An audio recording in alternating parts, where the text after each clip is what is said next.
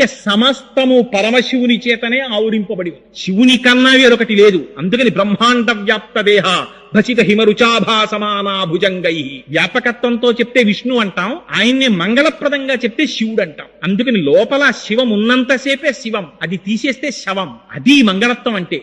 అందుకని ఆయన శ్మశానవాసి అంటే ఆయన శ్మశానవాసి అండి నిజంగా ఎక్కడో శ్మశానంలో ఉంటాడనే దాని అర్థం. నిజంగా అలా ఉంటే ఇంకంతకన్నా గొప్ప ఉపకారం ఉందండి. ఎవడొస్తాడు మన వెనకాతల?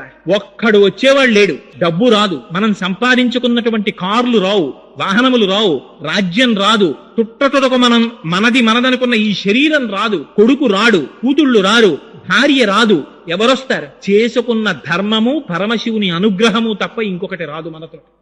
అంతటి మహానుభావుడు శంకరుడు. శంకరోతి ఇది శంకర.